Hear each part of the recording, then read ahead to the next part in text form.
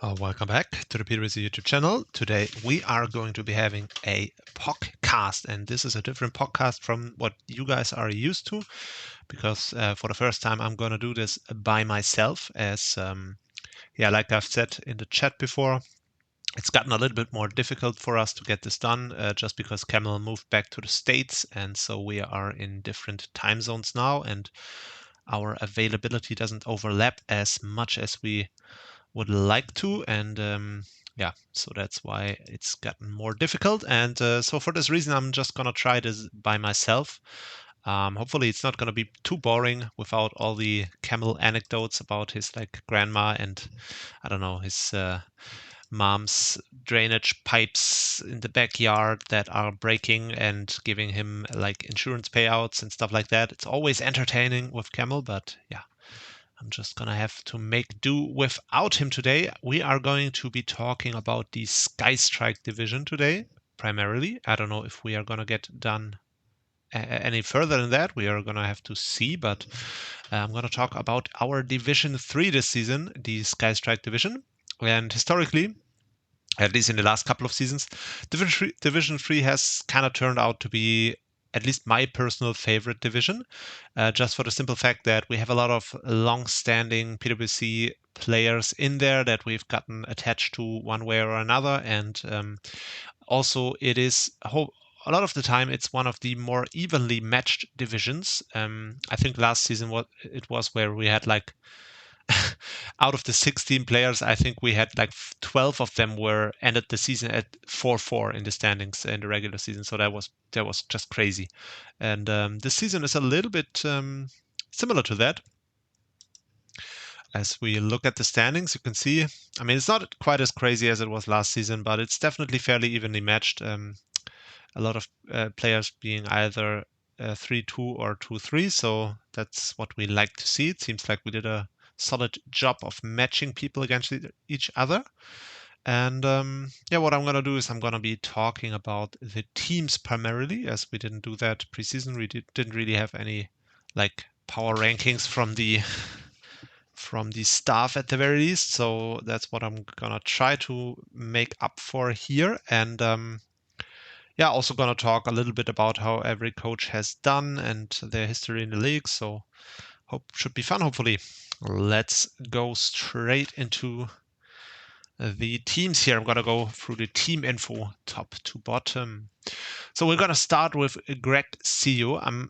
To this day, I'm not really sure how to pronounce this because he's like one of the coaches from Venezuela. I think he might be the only one actually in the league who's from Venezuela. So I feel like I should pronounce this in some sort of Spanish way, but I don't really know how to. I think this would be like silent L's that like pronounced like a J maybe. Grexillo, something like this. I don't know. It is a mystery to me. But yeah, Grexillo, I think this is his 4th season in the PWC. I would love to see the past results. We don't have that in this one yet, but I know he's been doing well every single time, but never actually won a season. And I think definitely made semifinals in the past before, and yeah, definitely made playoffs every single time, and also is pretty high up in the PWC rankings already. And the team, I do like Arboliva as a signature. I think it's definitely a solid one. It's one where you kind of have to build around a little bit. And let's see if we can spot. It's fun because he has like 2 grassy terrain setters. He also has the Bulu on top of Arboliva, which is interesting. Has some signature with the Ogre Pen, which obviously gets its grass step boosted by the grassy terrain, which is very nice. I don't know, does he also get access to like what's the move, the Rillaboom move called? The thing where it gets priority. That would be kind of fun if it got that. But yeah, definitely the boosted grass step seems nice for the Ogre. But yeah, we don't really see like usually you have like a ground type weakness that you pair with the grassy terrain. So the only one that he has is Skeledirge. So yeah, I don't really see what the Grassy terrain is 4. Does Ursaluna get Headlong Rush? Or does it only get EQ? Because if it got EQ, that would be another kind of weird synergy glitch to me. If you have like double grassy terrain and then you have like a high tier physical breaker that uses EQ. But I feel like it gets Headlong Rush, right? Yeah, definitely does. Yeah. So yeah, that makes sense in that respect. And then he's got a bunch of stuff that, like, I guess benefits from the additional recovery, right? In P2, Hatterene definitely does, and I guess Azu can as well. So yeah, it's definitely not a team that's like built by the book, but probably can work, I guess. I would give this initial impression maybe like a 6 out of 10. Definitely unusual. I don't really see the necessity for like double grassy terrain on this team, even though like there is some synergy. But yeah, it's an unusual team, and yeah, seems to make it work decently well. Has been having like decisive games either way, either decisive wins or losses, and one more loss than win. So for his standards, a pretty underwhelming season so far. It's just short of playoffs at this point, but can definitely still make it. If he like wins his next match, then he would be right on track again. So that's good for him. But yeah, I mean, this team, it's a little bit weird to me. Like, he has 2 breakers here that kind of like, first of all the high tier guys are physical hitters, and they kind of just bonk stuff. So you kind of want to like get them on the field and hit stuff really hard. But then again, he doesn't really have like, he does have a little bit of pivoting. Then he also has P2 and Blissey, which is kind of and 3 normal types. Okay, so yeah, I don't know. So this team seems to be built around like hitting stuff really hard and hoping to somehow win, but he also like, his high tiers are like not really built to get stuff on the field. Like Arboliva, Ursaluna, Azumarill, Hatterene, Skeledirge, Bulu are like mons that really get stuck where they are. Like, it's hard to get something like Ursaluna on the field to get its hits off, or even the Ogrepon. If you with all these mons, right? You have to use like P2 or Blissey, who do exactly the same thing. I guess Blissey can set up rocks on top of that, but I don't really see the necessity for both of them, and this results in him bringing Blissey 4 times, but P2 not a single time this entire season, which I guess makes sense, just because I don't know if it makes sense actually. It's they just do the same thing. You should, like, you have 9 points here that you could be using for another mon. You could either upgrade one of your mid tiers to a really strong high tier. I don't know if anything is left on the board here. I mean, yeah, I'm a big fan of Dio, even Latios Mega.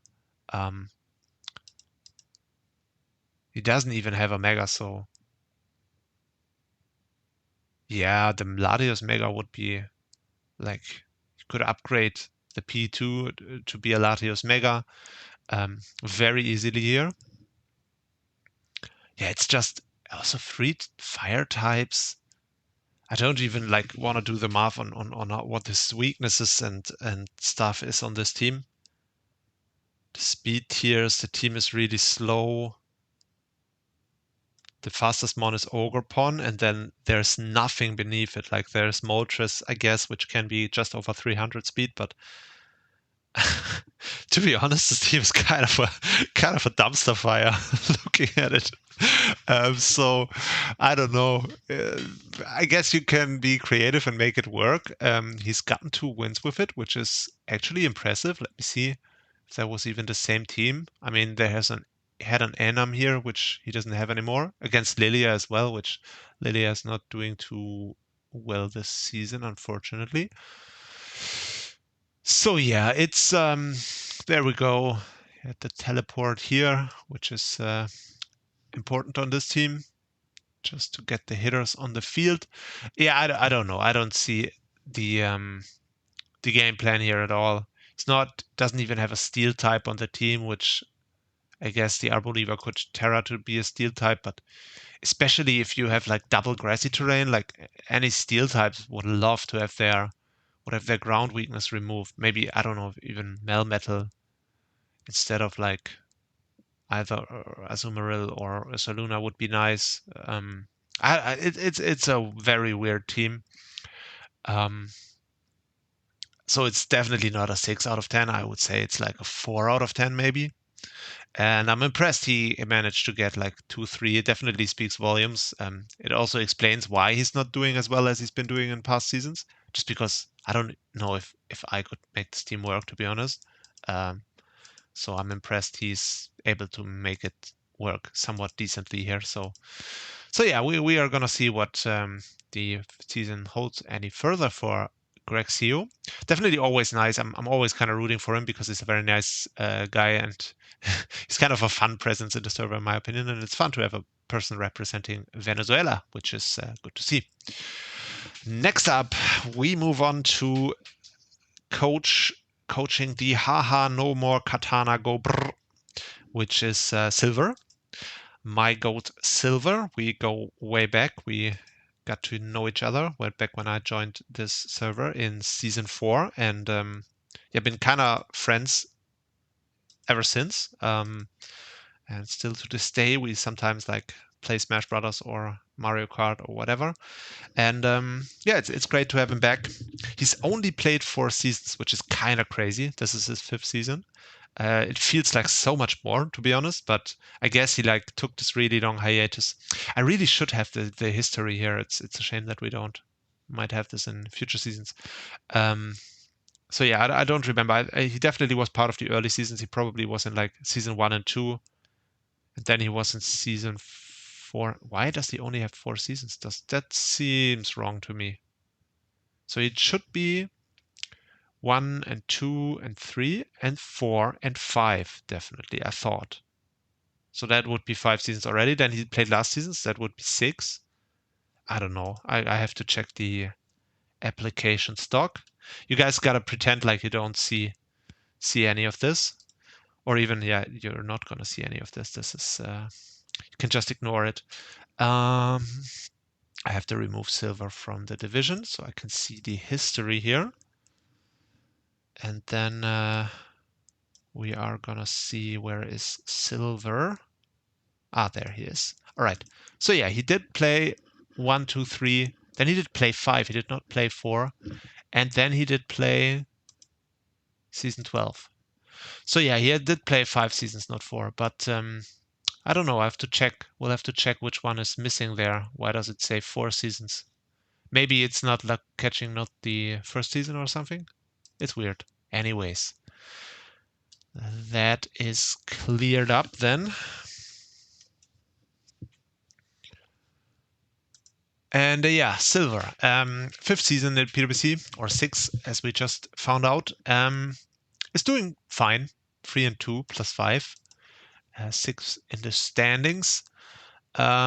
Looking at the team, he does have the signature Slowbro Galar, which is like a really, really nice signature. I love that thing. It's so, like, anytime you have like a somewhat bulky Regenerator mon, which it's just so versatile. It could be Assault Vest. It also has a great move pool. Obviously, it is lacking the chili reception, which is like the only reason why it's not broken. But it still is a great mon. It has a really useful signature move as well with the shell sidearm, which can be both physical and special. And like, he's not gonna have a problem to find a role for this thing every single week. It's just a great signature, to be honest. So yeah, that is that. And then I remember he made a bunch of trades. This trade in particular is kind of why he did that, because I the team he had before had like nothing to switch into a fairy move, a special one especially. like because his special fairy resist was Kartana, which that's not gonna go over well. He doesn't have I mean, he does have the slow roll, which is gonna terra most games, obviously, but you don't want to like box it into having to be a fairy resist and stay a fairy resist every single game just because you don't have anything else. And he does have a rain team, so he doesn't have a fire type, which makes sense. So that's one fairy resist gone. That he does the terra poison, which is not gonna stay poison most games, and then you had like Kartana as the only steel type, which is not really a steel type in that sense. So yeah, that's why I told him to get Jirachi. Hopefully it's gonna work out well for him. But yeah, he has Darkrai, Darmanitan. Not huge fan of both mons personally, but they do what they do. Latia's nice. Now he's got Jirachi, and then he's got obviously the usual rain stuff. So it's not a classic rain team. Like it has the rain. It's kind of somewhere at the lower half of the team. Suddenly it starts to become a rain team with like Swampert, Arcalodon, Pelipper, and Jolteon. But yeah, the upper part of the team looks like kind of a regular old team. So I like it in that respect. I don't really see any glaring holes as well in this team initially. So looks solid enough. It looks hard to like defensively deal with this team between all these threats. He's got a nice split between physical and special. Also got the Conkeldurr, which is nice, I guess. And he's got a Mudkip, of course, which is always great to have this as your one pointer. So yeah, I would give this team a solid 8 out of 10. Looks decent to me. Love the signature. Not a huge fan of Daram, obviously. It looks a little bit sus because the hazard removal could be better. Like Pelipper has defog, but obviously it's not going to be heavy duty boots most games if you're running the rain. So and then Latias doesn't really like to have to run defog, and guess he still has Conkeldurr. So yeah, it could be better with the removal, especially this thing is almost never going to be boots. So yeah, it looks like potentially a weakness there to hazards, but other than that, I don't see much wrong with this team. And his results have been decent. I don't know. Oh yeah, I remember he lost this game to he lost this game to the Almighty Turtle here. Because he told me after the game he just didn't know what this thing does, and he was like totally confused why he didn't do any damage to it because he didn't know the concept of what Terra Shell does, because Terra Shell is obviously it's new, and he is like used to the game from Gen 8, where was pretty much the last time he really played, and he's like getting to know all the new mons in real time as he faces them. And if he hadn't faced a new mon before, then he's not gonna know what it does, and that's kind of what happened there in this game. And yeah, it's been a solid season for him so far. I could definitely see him with this team, and with the way he improves as he goes along, I could see him do well at the end of the season. And yeah, we shall see how that goes. It's kind of crazy. He dropped like 2 of his kill leaders as well with the Gligar. Oh, he had this really nice Gligar sweep at one game. I don't know, was it this one? No, there's no Gligar. Was it this one? Yes, this must be it. Yes. So that was kind of fun. He had a Gligar sweep in this game. Jeez, why does this do so much damage? Kind of a fraud, this Giraffe. All right, there goes the Giraffe, and then he goes into Gligar and doesn't even set up initially, just kills it, and then he goes into this. I don't know why he doubled there, but he had Scale Shot on the Gligar, and then he was like, all right, the Flygon doesn't seem immediately that threatening, so I can just set up further here. And obviously he had the speed boot as well, and at this point it was just all over for what's the guy called? Altruistic Crusader here. And he actually managed to get a Gligar sweep, which is probably a first in the PWC. That was very nice. He gliding. He was indeed gliding. And the nice thing was, I don't even know if it mattered because had the gouging fire stayed in, I mean, had he stayed in with the gouging fire, it probably would have been tough to like get a full sweep here, just because you would be pressured by this thing. But yeah, definitely a nice occurrence, this Gligar sweep for Silver here. And yeah, like I said, I would give the team an 8 out of 10. And I would definitely have him on my radar in playoffs here. Hopefully he's gonna make playoffs. And if he does, then he could definitely go far, I feel. We shall see. Next up, we do have Max 101, hailing from India. Very young player. He's like, I don't know, 6 years old or something. Still learning the game. He was completely new when he joined last season, and you could definitely see he was making major improvements throughout the season. And it looks like he has an insanely tough schedule. That's kind of crazy.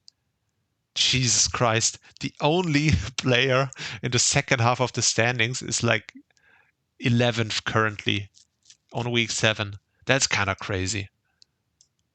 So yeah, considering that, he seems to be doing actually really well with 2 and 3 -3. If you consider that he's been like running the gauntlet, he's playing all the top players. 1, 2, 3, then I guess not 4, 5, and 6. And then his one break is when he gets to fight the 11th player. That's actually crazy.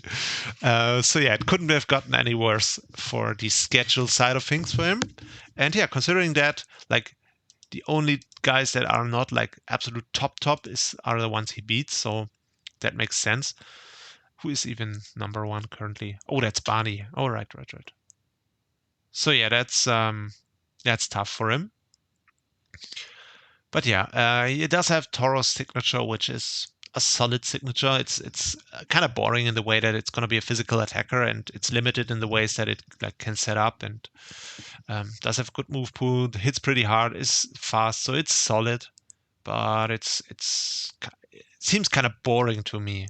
It's not bad, but it's boring, is what I would say. It's got Meowscarada, Diancie, Terrapagos, a really solid core of high tiers there, coupled with the Scizor. So yeah, that seems like a really like where the team shines here. It's got the Uxie, which that means that the Terrapagos does not have to run rocks all the time. Same for Domfan, who doesn't have to run spin every time. So yeah, this seems very solid. I like that the Terrapagos has its hands free to be offensive and like sweep, as it did versus Silver, by the way, with the subcall mindset, which is like really much more easy to run if you have like a Donphan and a Uxie to help with support. So that's nice. Seems to be using this Volcanion a lot as well. By the way, I say this, and he hasn't brought either one of them to a single game. But I mean, he has the option in theory, so that's nice for him. And yeah, overall, I don't really spot anything wrong with this team. It does seem a little bit sus on the ground immunity side of things, like the only ground immunity being the Uxie, and like Meowscarada that barely counts as a resist, I would say. But he doesn't seem to have found it necessary to bring the Uxie ever, so maybe it's not that bad. And yeah, speed tiers are looking solid. Every box you would have to check. I don't see any one of them unchecked. And yeah, this seems like a solid team. But yeah, just this is so, sometimes these schedules can be so unfair. Like, he's having such a harder season compared to everyone else here. Like, if you like only face like the top guys, that's like a handicap that you go take into the season. I feel it kind of bad for him, but he's actually hanging in there, so he might even through all this still make playoffs, which is really, really impressive. This team looks solid. I would also rank this an 8 out of 10. I don't see anything wrong with it. It's not crazy. Like, it doesn't scream broken to me, but just the top 3 alone here It's going to be doing really well for him. The Tauros is, like I said, solid but boring. Definitely, there are definitely stronger options in like this edition of the tier list, where we have like up the power level by quite a bit. So yeah, that's maybe a little like something that brings the team down a little bit, but not too bad. And yeah, solid overall. And can't wait to see how it goes for him. I'm definitely rooting for him to make playoffs through. Like, if you compare this to what VCC is, who's going to be our next coach, has to face, then it's just unfair. Like, what the hell? Like, the strongest coach, Lizzie, in terms of quote unquote strongest coach, Lizzie has to face is like almost the easiest that Max is facing in terms of standings. So yeah, it's kind of crazy. And Lizzie's Lizzie's highest placing opponent up to this point is currently ninth. So he's the kind of the opposite of Max so far. He's like only playing the bottom coaches.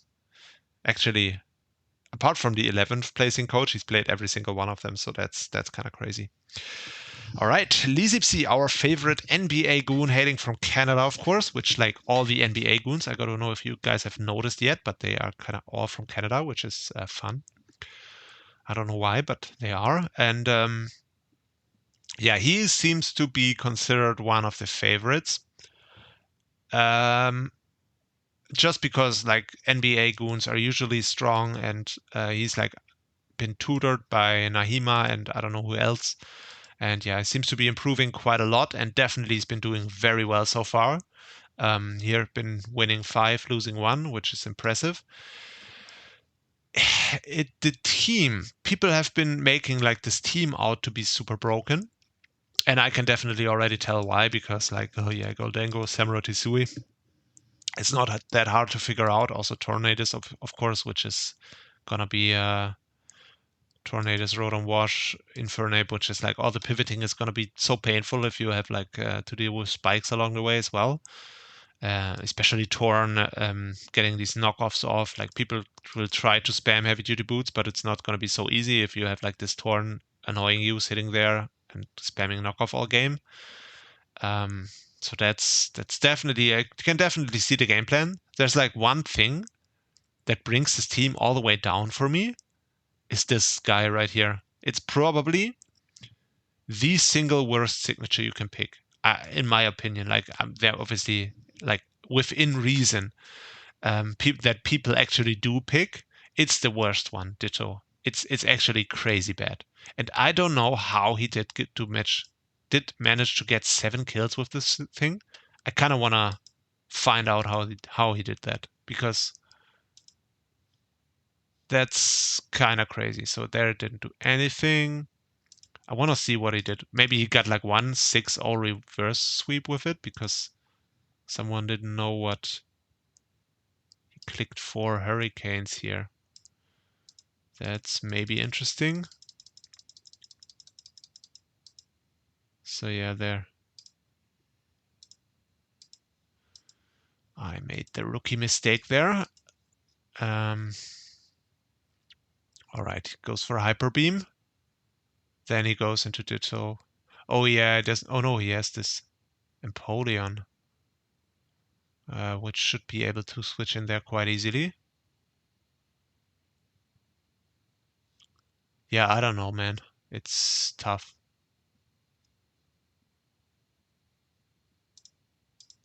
I don't see him doing anything here.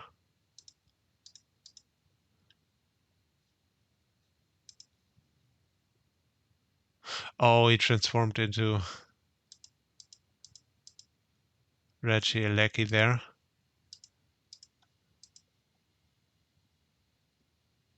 Switch to ground. All right, he gets to Terra the Regieleki or the Ditto here, which is nice in this case. But yeah, it's tough for me to see what makes this a great pick. Like, it's so easy to prep around, but maybe I don't know, Division 3 doesn't seem to be like where it would still shine that much. But yeah, he seems to be doing quite well with it. And other than that, yeah, like I mean, the team is very much like by the books. It's not like reinventing the wheel here. It's just what if you like go on YouTube and ask someone what is a great draft team, then it would come up with like, oh, do you know like Samurott can set up spikes and then Goldengo can prevent the removal, and they also like synergize quite well in terms of typing and what they do. And yeah, I mean it's kind of boring, but it definitely works. And so this is a strong team. I would give this a 9 out of 10, but I'm not gonna because I think the Ditto definitely subtracts a points for me. So this is an 8 out of 10 team for me.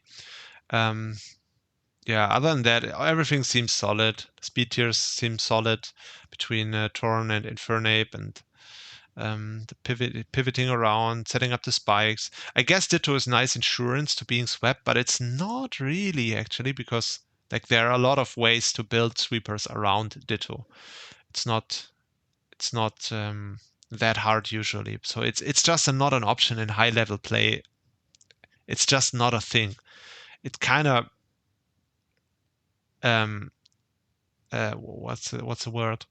Relies on people making mistakes either in prep or in play for it to ever do anything. So I guess yeah, maybe he is proving me wrong this season, but that is my opinion.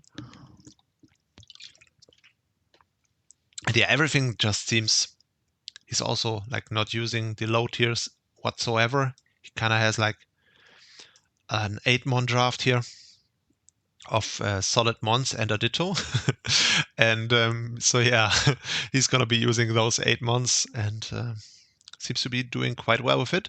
Excited to see how he does versus the first two opponents who seem to be doing decently in the standings, which are gonna be, is it Silver and Mazda probably, I guess.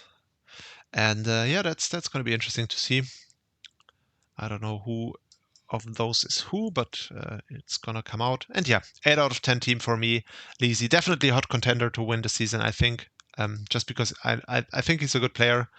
Maybe that is just me being like presumptuous about the NBA guy, but yeah, seems to be doing just fine. All right, moving on to for the Legion, and I'm happy to see. I thought he was doing terrible, but he actually isn't doing terrible, and he's also like much like Max has been like running through all the top guys so far. And for that, he's actually not doing bad, and now he's getting a little bit of a break late in the season.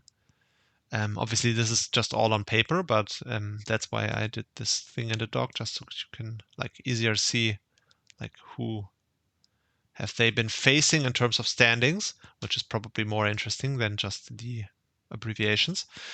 So yeah, this is a very, very tough schedule so far. It's been getting 2 close wins and then gotten destroyed a couple of times. The team. Ooh, this is a team.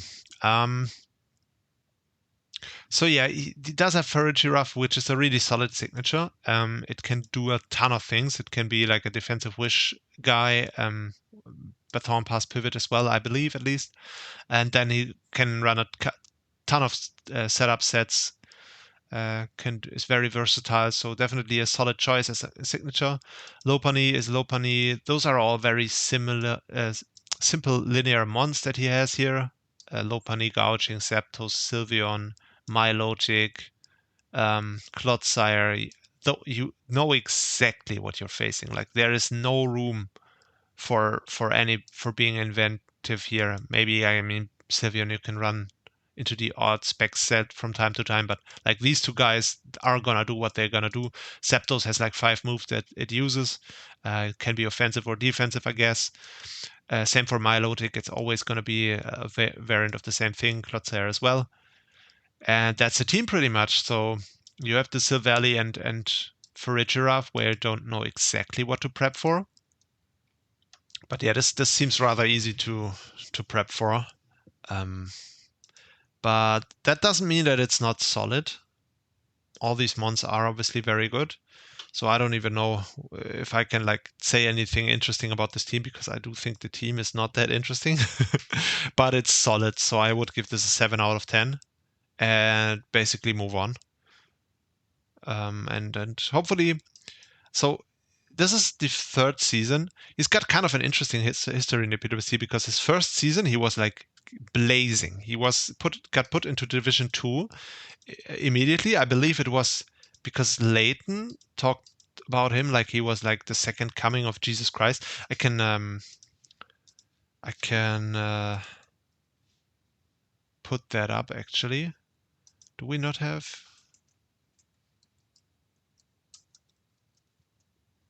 Ah yeah, there we go.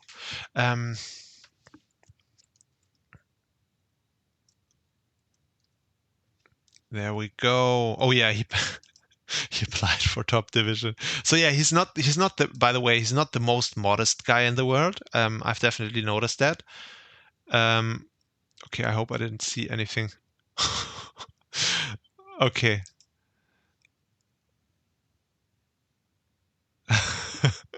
Oh shit. Okay. Disregard what I said there. Sometimes I can be mean. But yeah, apparently he had 4 different showdown accounts and none of them are named like him. And we had kind of had to guess who he is because he didn't tell us. So um, sometimes I can be quite mean, I guess. So yeah, I think, who was it? Yeah, it was Leighton.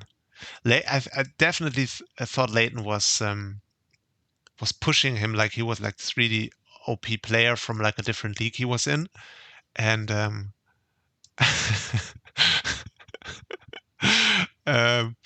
so yeah, that's why he got put into Div 2 initially, and he was making like huge waves in his first season. He went 7-1 in regular season and made it all the way to finals, where he lost to ES back in the day, and yeah, he probably might have moved up to Division 1 in his second season, but he did not, because we had a huge, if you remember, we had the huge power creep in season 12 with all the NBA guys moving in, some other guys from PGP moving in.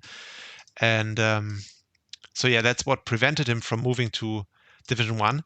And to be honest, Camel and I, we kind of had a feeling that he would be, like, eventually he would struggle, because the way he did well in his first season, it was like the most goofy hyper offense you could ever imagine. It was like, yeah, I'm gonna have 6 setup sweepers and I'm gonna start setup in turn 1, and then after it fails, I'm gonna go into the next mon that sets up, and then into the next mon, and he would like fail, fail, fail, fail, fail, and then eventually succeed every single game. And yeah, he went 7-1 with it, went all the way to finals, where he then lost. And we kind of had a feeling that this would not be working too well every single time. And that's kind of happened like that way. In his second season in Division 2, he like got really bad results, which meant that he would move down then for this season. And now he's also kind of struggling in Division 3. But yeah, to be fair, he played like all the top guys, so maybe he can bounce back. Definitely interesting to see. And yeah, it's definitely the first time that he's not like running hard hyper offense, I think.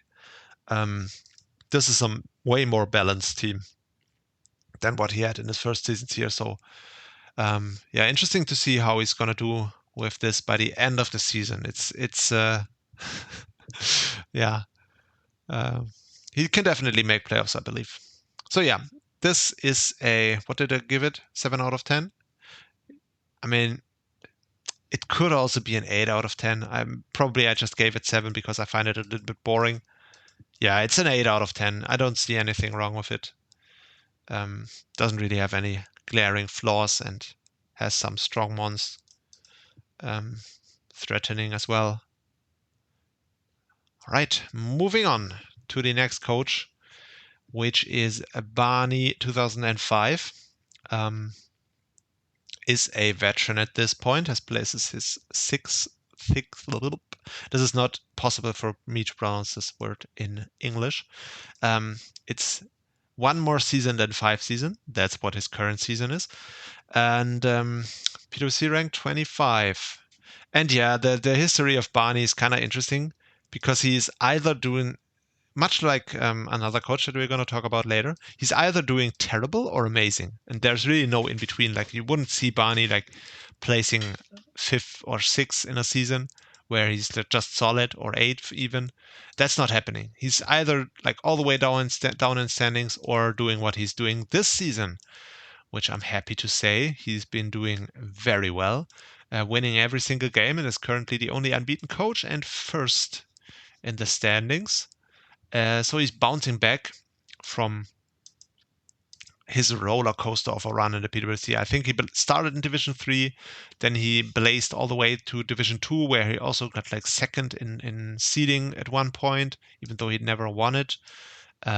He was like pretty close even to potentially moving up to Division 1, just fell short, and then he kind of crashed down. Like, he got last in Division 2, and then last season he almost dropped from Division 3 because he also, I believe, had a really bad season last season. And yeah, it's nice to finally see him turn it around and get another good run this season with a very, very unusual team. So nowadays, usually you see people like draft really top heavy. And this is like a team of 11 mid tiers almost. Articuno Galar, I think he has had this before.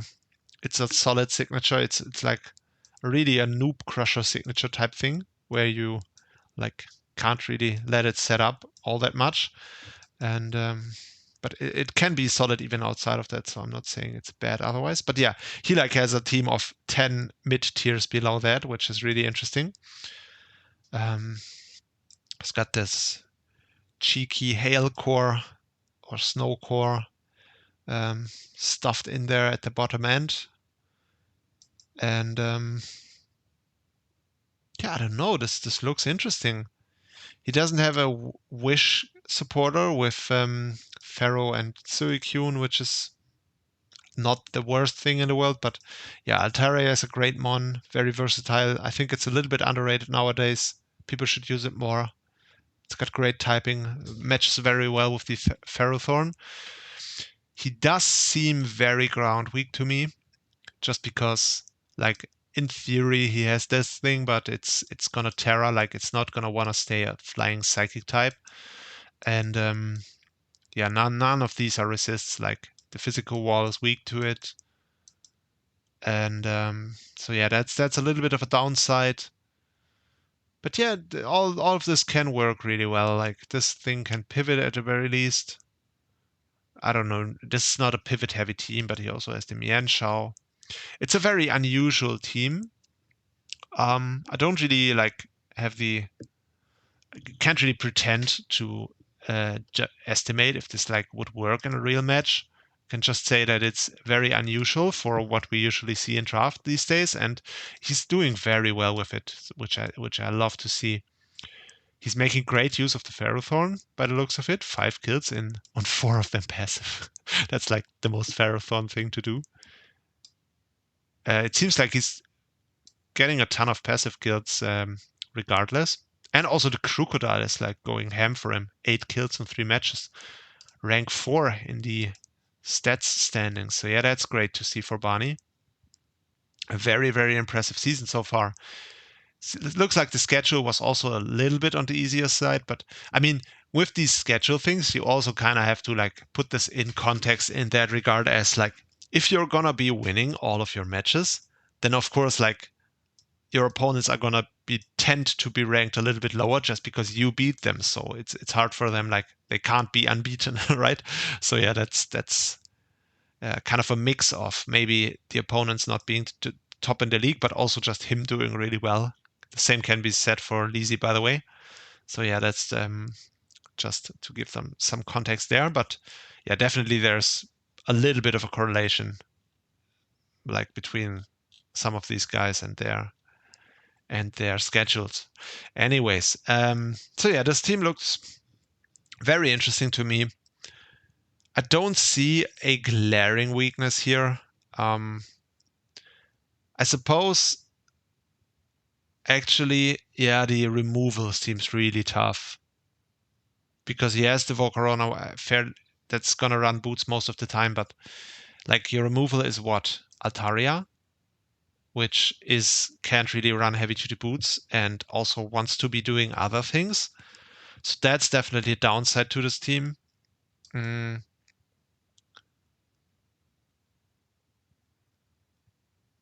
But yeah, don't really. I mean, the crook can work well with the webs. Other than that, I don't really see the usefulness of the webs here.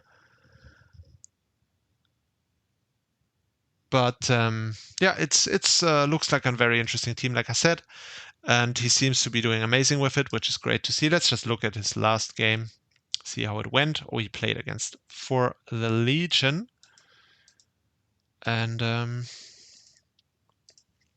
oh, he leads with Gouging Fire, which is probably banded. So yeah, he just lost his guy turn 1 there, which, by the way, okay, I'm gonna have to go back to first turn here. All right. So he leads Gouging Fire and he leads Vikavolt. He's not Sash and he still stays in.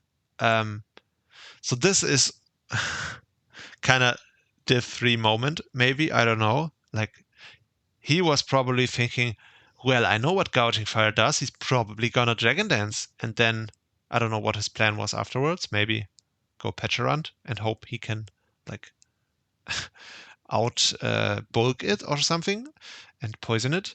But yeah, this did not go well. I guess prediction gone wrong. It's up to you to determine for future matches if like the risk reward was worth it there. Maybe a learning opportunity. And yeah, then so this appears to be like banded Gouging Fire maybe. Freezing Glare.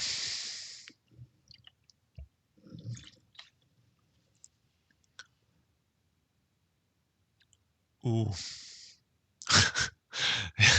Yeah. Ooh, this seems like this. Okay, rest counter toxic. Interesting. Yeah, this seems like it would not be working too well. I don't really see like what does this do to Pecherant. I don't really see the vision there in prep, to be honest. I guess it can like Nightshade it a bunch of times, but it's just gonna get Shadow Balled as well. So yeah, Barney could just at any point go Pecherant here. I don't know if he's ever gonna. Now he's gonna. Oh, what he could. Oh, he's gonna return it. Now he's gonna get it poisoned. Oh, he misses. That's unfortunate for the Legion. That was kind of an unnecessary risk there. Oh, it's not Bandit, it's Boots instead. So now he Dragon Dances. That's probably what I expected him to do turn 1, which is why he got the stayed in there with the Vikavolt. All right, and he gets the immediate poison, of course, because that's what Pecherant does. But yeah, you can definitely tell that if he didn't get the poison there, it would have been very tough for him to like outlast this Gouging Fire. So that could have been tough turn 1. All right, we see yet again the same Terra Ground setup for Giraffe that we also saw against Silver earlier. So yeah, that seems to be kind of in true For the Legion fashion to be what he's doing with this thing. Oh, he's boots Septos as well, as you would expect. Makes sense. Oh, that's not a lot of damage. That's probably AV Mienshao, to be fair. It would definitely take more than that, usually. Metal sound. Right, now we're cooking. Is this not static? No, it's pressure. What the hell? Why is he pressure? Okay. Why is he pressure? Does that make any sense? Interesting. Interesting choice right there. Yeah, now he gets to fire off a Malignant Chain for free. Oh, but he elects to foul play instead. Interesting. Yeah.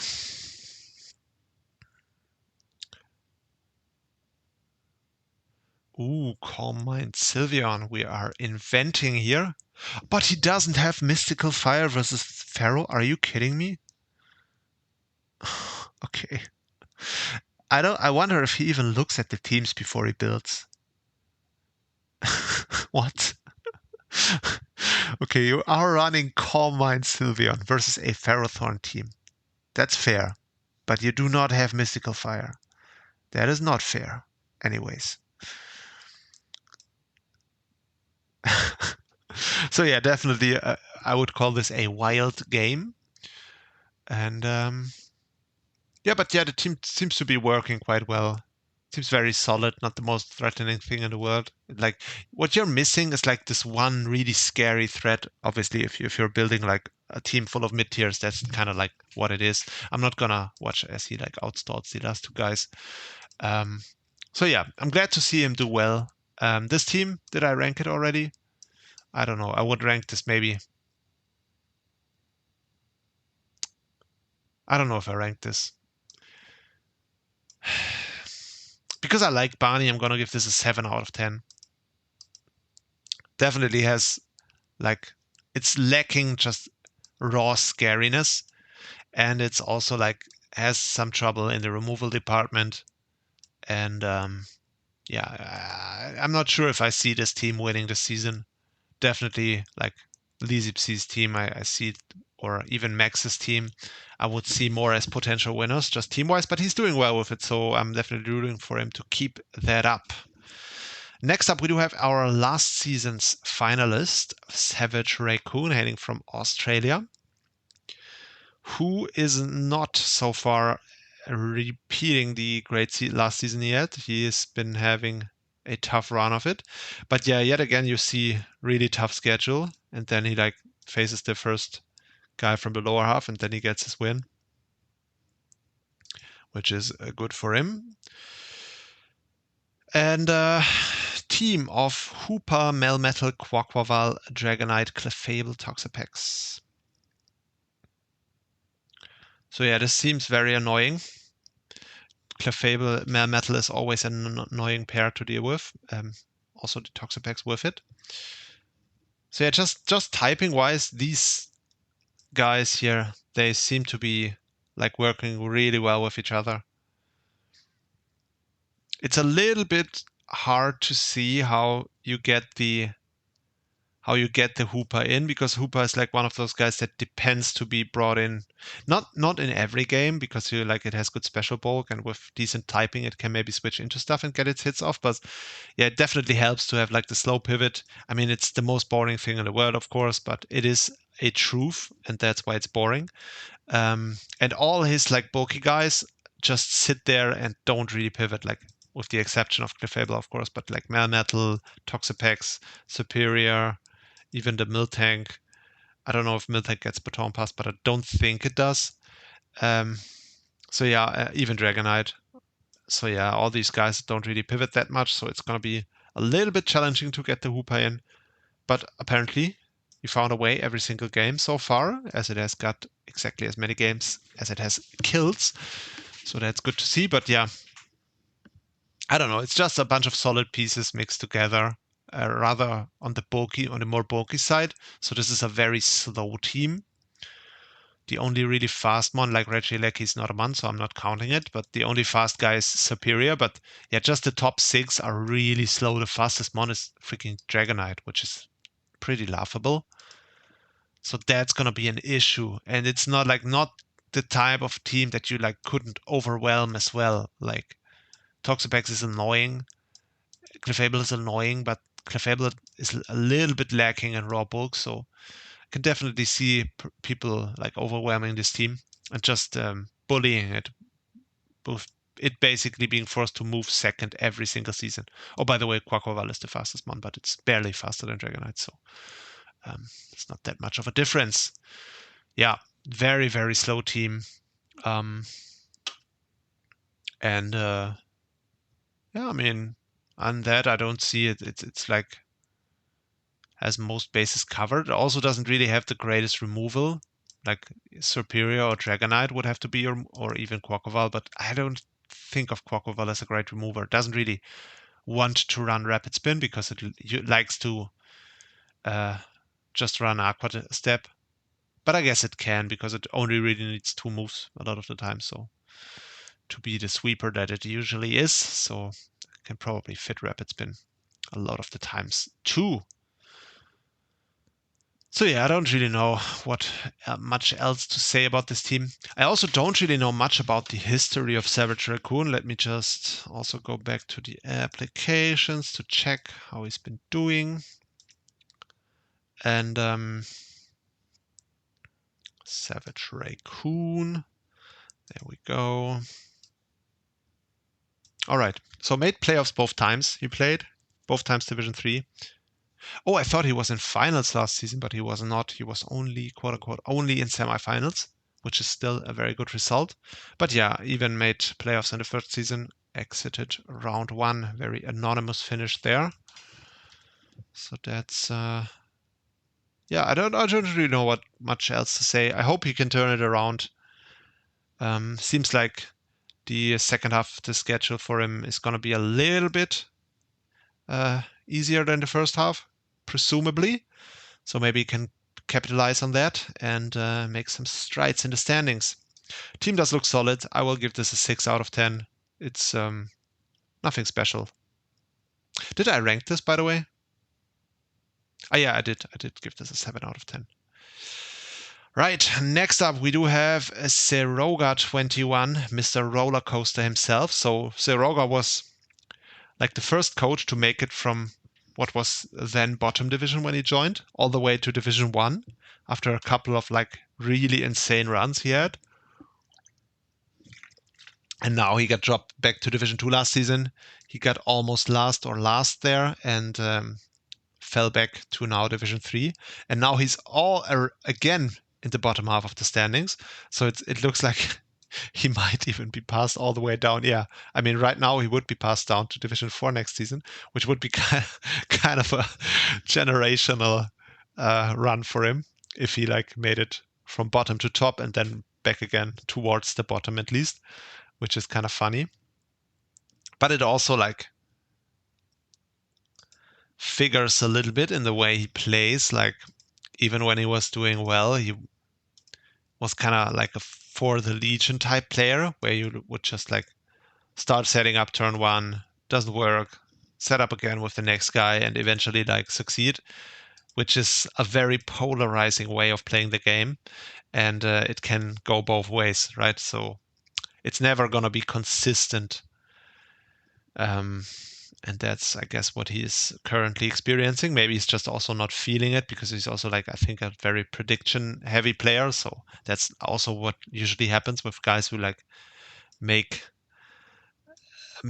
their success with predictions. It's like, I know people are going to argue this, but at the end of the day, it's just guessing. And sometimes you have like are really feeling it, and then you're like guessing right a lot of the time. But at the end of the day, it is just gambling, and you're gonna be right sometimes and not so right a lot of the other times. And yeah, that's just kind of the nature of the game in that respect. So that's probably the next step he would need to take if he wants to become more consistent.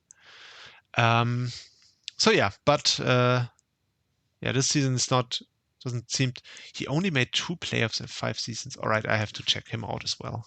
His history, that's surprising to me. I thought he was doing way better than that. Where is the GOAT Seroga? He did really well in the last offseason, by the way. I would love to see that. There we go. There we go. He made his debut in season 8 in Division 3, which was back then, believe it or not, was our bottom division. We didn't always have to use like 800 divisions. Oh, so he made playoffs in his first 2 seasons. And yeah, that was it pretty much. But yeah, I mean, he moved through all the way to Division 1, which makes sense. And he even had a very good run in his first Division 1 season, like comparatively, where he got 11th, like didn't make playoffs, but it was pretty close actually. So that's good. But yeah, then you can see it kind of fell off a cliff. So that's how his run went here. And hopefully we're not gonna like follow this up with another 14 here next season, as he's currently in 15th. So that would be nice if he could like turn it around a little bit. Definitely got his first win last week, so that's a good first step. It's not even that he had like the most scary schedule. It seems like a kind of balanced, actually pretty perfectly balanced looking at it. So yeah, it's and also he's like got a pretty balanced schedule, maybe a little bit tougher than what he had up to this point. So yeah, maybe you can still make it. Looking at the team, yeah, this is such a zero. So I don't really see what the plan is there. We know he loves Necrozma because he likes setting up, so that's why he loves Necrozma. It's not shy of like setting up turn 1. But yeah, this season he doesn't appear to have like the most setup. Maybe that's a problem. Maybe that's why he's struggling a little bit. All these guys are not really like setuppers. Like Greninja, I mean, we all know what Greninja does. It's not a setup guy in that respect. Corviknight can be, I guess. What I bet this one was where he used bulk up Corviknight. I want to see this. I want to see if I'm right. There we go. It's probably not gonna. Yeah, Iron Defense, of course. Yeah, it's just it figures. All right. So yeah, Corviknight can set up, of course. Necrozma is gonna set up, but all the other guys don't really, and that would be where probably his style wouldn't work anymore. Because in the past, like I said, he would be like setting up, fading, try again, eventually succeed. And yeah, this is not really possible with this team. You kind of have to make more calculated decisions. And maybe that's where he's still adjusting, but maybe that's an opportunity for him to like learn a new playstyle as well. I definitely hope he's going to turn it around because he is a big part of the server. We love to have him around, but yeah, he's kind of like, he also had said it himself in the past. He's kind of just vibing, so, and that's probably the best way to describe what he does. The team, it's just 11 mons like slapped together. Like he has sand. Why does he have sand? Because he wanted to use a Gigalift probably. And he thought maybe I get like 2 guys that click Earth Power because I want to use Nidoking and I want to use Sandy Shocks. And that makes sense because you can also like run Terra Ground Emboar and not get sand damage. Also, yeah, I don't know. I mean, sticky webs in Nidoking makes a bit of sense, right? You wanna, like, Nidoking is really threatening, can hit really hard. It's good coverage, but it's a little bit slow to do its job a lot of the times. So sticky webs with it makes a lot of sense. Maybe that's why he got all the kills with Nidoking here. Also, the same goes for Emboar. So yeah, Emboar Nidoking with webs makes a bit of sense. I don't know why you would spend 7 points on Gigalift in this team. Maybe on the spreadsheet it said he was missing a rock type. That's possible. I don't know. Yeah, I don't really see it. This is a 4 out of 10, honestly. I don't like. He doesn't have. What's his special defense? He has like Corviknight is somewhat physical. I guess it could also be somewhat special. Yeah, I mean, I guess like Necrozma can be bulky, Cyclosa can be bulky, Raconet is bulky naturally, so it's not the worst thing. He even brought this twice. Interesting. Yeah, I don't really see this. It's a 4 out of 10. I don't really see this. It's all over the place. If I'm being honest, like you guys want me to be honest, right? Or should I be polite? I can be polite. I know how to do that. It's it is an interesting team, is what we would say if we were polite. It's an interesting team with potential, but yeah, I don't really see the plan here. So, and that is not surprising that he's struggling with this team. And next up, we do have the GOAT himself, Jactus, and it's so heartbreaking to see Jactus having a bad run for the first time since in ages. Like as you can see, he has played 8 seasons before this. This is his 9th season, which is crazy. Former admin, by the way, also in the old server. And yeah, so he has been doing so well for the longest time. And his, I gotta show you this as well. Where is the goat? There he is. So yeah, he's been like he won the championship in his first season. Then he had 2 kind of like not so great runs. Obviously, he moved up to Division 2. Then he had 2 not so great runs, and then he moved back down to Division 3. And ever since then, he made playoffs every single time, and he's got on a 4 season streak of finishing exactly in quarterfinals after like having really really great regular season runs every single time. So he was hoping to like make it further into playoffs, and yeah, instead it now looks like he might miss playoffs altogether, which is just a shame. I watched his game against Silver, and that was an absolutely insane match. He was playing so great versus Silver. I gotta watch this in its entirety because he made so many great plays there. Like he really outplayed him a lot. I got so many reads, but unfortunately wasn't enough in this match. But definitely very interesting match. Oh yeah, that's where Silver passed the leech seed via baton pass, which is not ideal. Ooh, we got a critical hit there. Wonder if that mattered. Latina. Is that racist, by the way? Is Silver a racist? I don't know. Can you just say Latina as a white guy? I'm not sure. We might. Oh, yeah, that's where it starts. Yeah, the substitute. Substitute, focus punch, electivire. So great. And then, and then obviously he breaks the substitute with body press. And then he just like raw focus punches with the Terra goes. I don't know if he planned this on prep, but it's like it's an amazing play. I was so hyped when I saw this. Insane. So yeah, but then Silver gets another crit. Is Silver just a Hex Lord? Be honest. Pelifin. Let me guess he's gonna. I was say he's gonna flip turn, but he's not. Yeah, Pelifin can't really do that much to Pelipper, huh? Especially outside of the rain. Oh yeah, I remember this. This Slowbro was a problem and a half. It just kept coming in again and again and like clicking stuff. That was kind of tough. Yeah. Poor Mew. Took a couple hits as well. Oh yeah, and then it revealed to be Dragon Dance.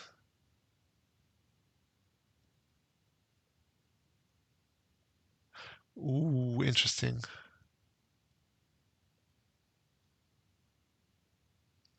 But yeah, I remember at the end of the game he not only got the focus punch plays, but he got a bunch of plays right towards the end of the match as well. I remember that.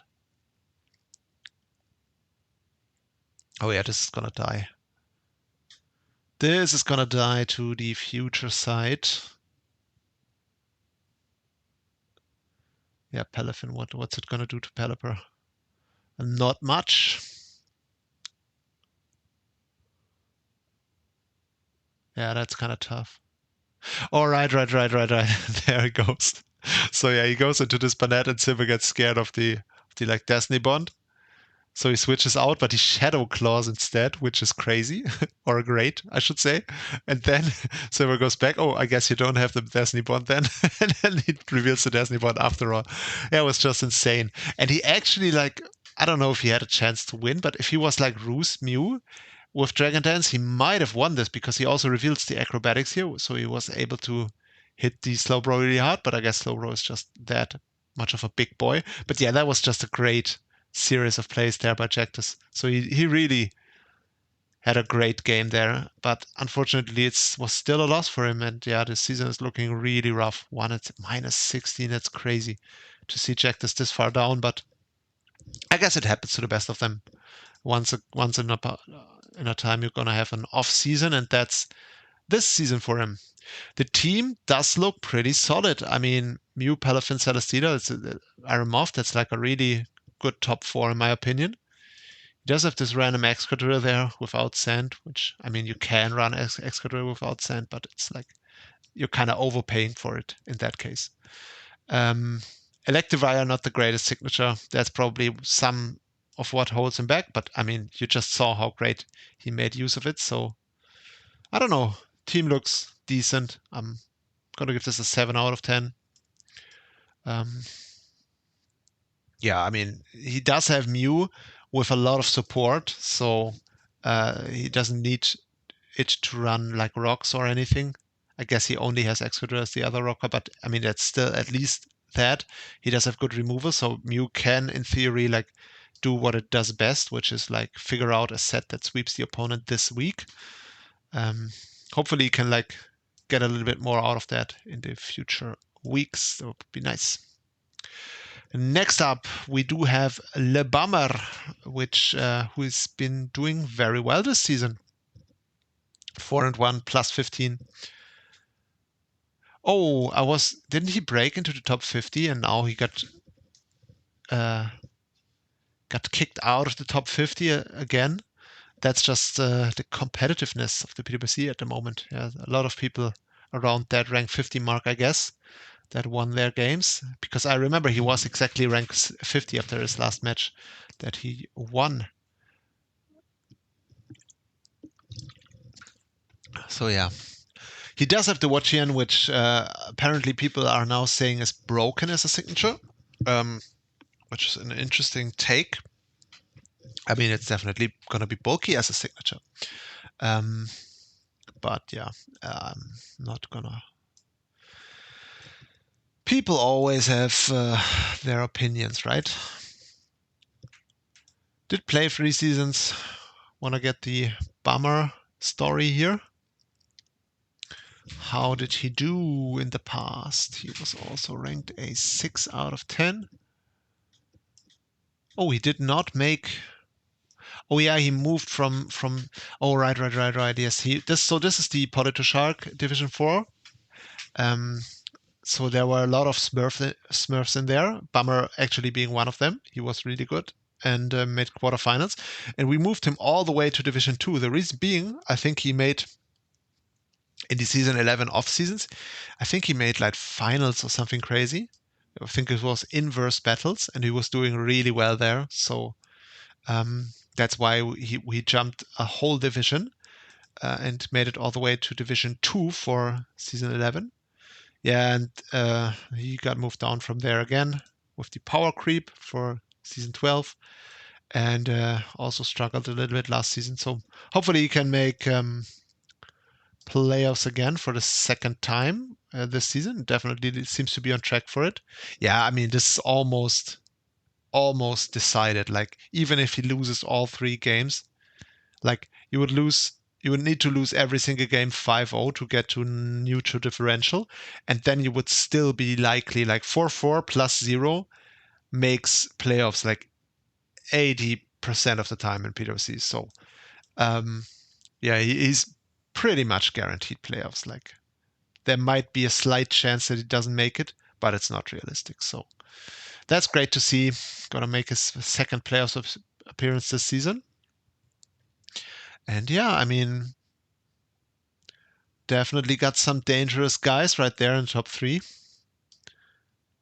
Also got the Togekiss Aggron, which is a really good pairing. Especially Togekiss also being able to run Wish if it wants to. And Glimmer, oh yeah, this team looks dangerous as hell. Even like the Wish support with Wachian obviously can be really nice because the only recovery would be Leech Seed and lefties. So yeah, this looks like a solid as hell team. Yeah, man, this team is really strong. What the heck? Yeah, I don't know. Hasn't used the Illumise yet, but even that is like a solid 2-pointer that you can actually use once a season because it can encore something. So yeah, it's. I don't really see anything wrong with this team, to be fair. This looks really, really strong to me. This is actually a 9 out of 10 team. This is the best team I've seen in this division so far. That's a crazy team. I wonder what people... Do we still have the power rankings preseason? Where did we get those? I want to see where people ranked this team. We are talking Skystrike Divisions.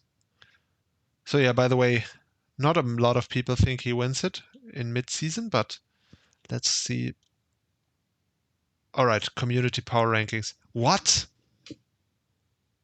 People rated. Okay, this. Oh my God. Okay, this is why you cannot make a people power rankings. Guys, people ranked Bummer, this team right here that you see right here. They ranked this last, number 16 out of 16. People are insane. I don't know why people make the most confident. Like, what on God's earth are people seeing to rate this last? I sometimes I'm so perplexed because it's really like you get insecure because people are so confident in making statements sometimes, and you're like, what am I not? Am I crazy? They think this is the worst team in the division.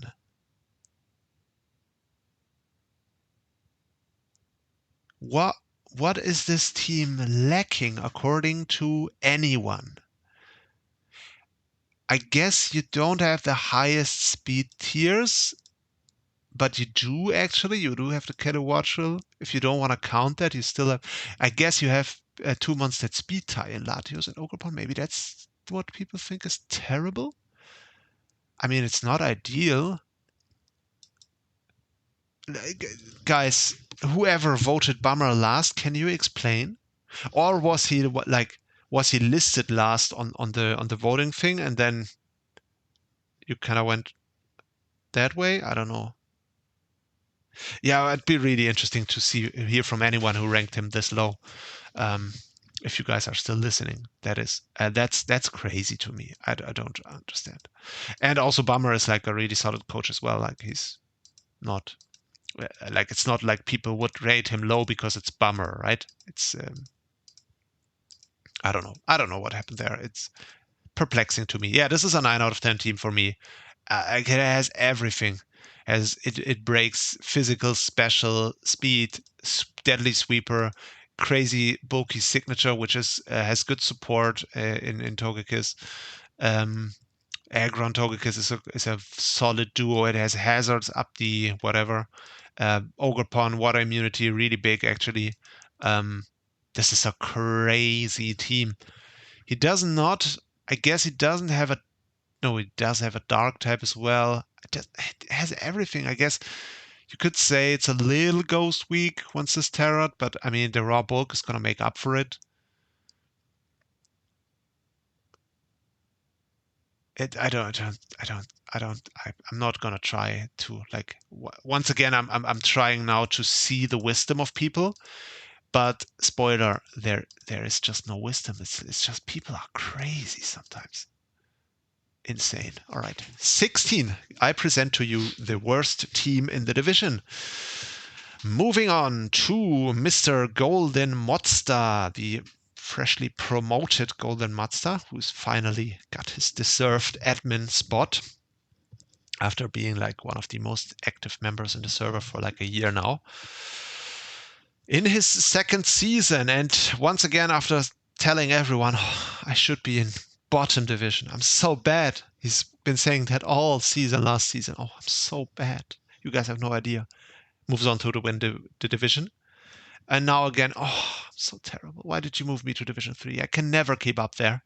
And now he's 3-2 plus 5, ranked in a quarterfinal playoff position. So yeah, that's kind of why he's the propaganda goat. He's like every Smurf can only aspire to be like Golden Mazda. Like you couldn't even imagine a greater Smurf than Mazda, which actually, like according to himself, he's like not the tallest person in the world. So maybe that is because he is actually a real life Smurf.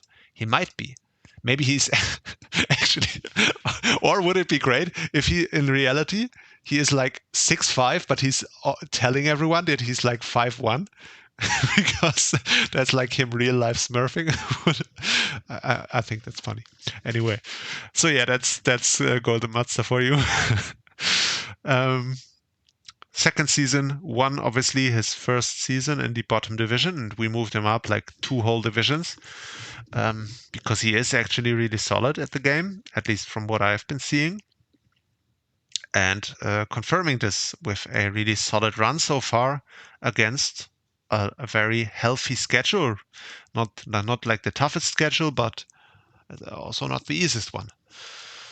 So yeah, we do have Chinchino as the signature. Galate, obviously he's always going to run Galate, and he's always going to run like 17 Regenerator mons, because what else would you expect from a try-hard Smurf who's going to tell everyone, oh, I should be in bottom division, and I should have like Dragapult, Alomomola, Slowking Galar, and I don't know, Mega Galate, and yeah, that's what he does, our beloved mod star. Yeah, Mega Galate again. Bulky stuff again. He had this really bulky team last season. Seems a little bit less bulky than last season, but still plenty bulky. And yeah, like you would expect, it's really solidly built. I don't see anything like some of the other teams we had, like where you can see immediate issues. Like thinking of the Craxiello team, for example. You don't see that here. It seems really solid, really straightforward. A lot of pivoting guys. Lando, Gloking, Aloe, Rotom. Into the Mega Galate is always going to work into Chinchino as well, which can like tidy up Terra sweep stuff. Hydreigon also likes to get those hits off after being pivoted into, can also pivot itself with the Scarf set. Only, it's just, what can I say? It's very, very, very, very simple and very, very, very solid. It's a great team. I can't think of anything being wrong with this. Magnezone was definitely an upgrade from the Stakataka on this team, I would say. Even though it's not going to be the most relevant one, as you can see by it not coming to a single game yet. And I think Chinchino, I mean, Glastrier is also a nice signature. So I don't know if this was an upgrade, but it seems to be working decently well for him. So it must have been. So yeah, I don't know what can you rank this team like. Let's go through removal, tidy up, defog, no spinner, I guess.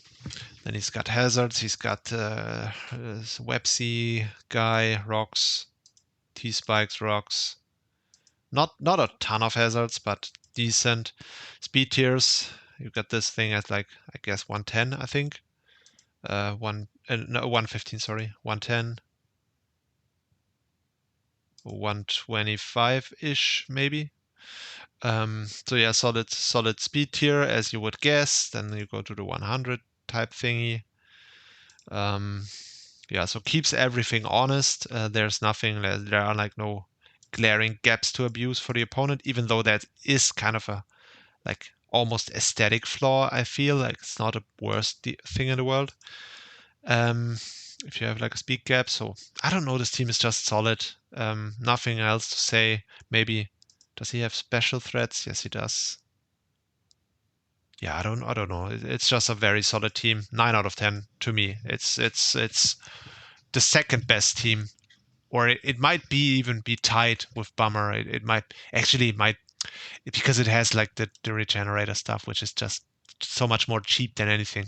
It's like by far the most broken ability in the game, especially with bulky pivot guys. It's just such an unfair advantage. It can barely like it. It's so easy to do well with regenerator teams. It's not even funny. It's such a huge advantage. It's almost enjoyable to play against regenerator teams, because it's like playing the game with a handicap. Because you're like, okay, how can I figure out to like circumvent this disadvantage this week? So Yeah, that's it is probably best team in the league. It's a 9 out of 10. Borderline 10 out of 10. I don't actually see what like brings him down. Maybe he could have a little bit scarier signature, even though this is plenty scary already. With like skill link, and I don't think it hits as hard as it could, but it still has like these high power moves with skill link, so that makes up for it. And it doesn't have really any bulk, but if you like position it right and you have the Terra to probably get one tidy off, that could be enough. Yeah, maybe it could use a little bit more hazard support. You can definitely like find the 1 point drawbacks. So this is a 9 out of 10, but very close to like almost a 10 out of 10. Crazy team. And also like it's optimal in the sense that you like you kind of say, okay, like a 9-mon draft here. Some people prefer even 8-mon draft, but this is a 9-mon draft. But you definitely like if you're going for optimal, you wanna like just have these last two slots as like a throwaway and focus on your top 8, 9 guys, which is what he did, and he ended up with this really strong team. Yeah, not much more to say about it except yeah, to wish Golden Modstar all the best. Maybe he can like maybe he can like be a 2-time champion in 2 seasons and then go into the third season when we move him up to Division 2. Are you crazy? Moving me up to Division 2? Oh, I'm gonna get destroyed, guys. This guy's shameless. He's gonna do it. Watch.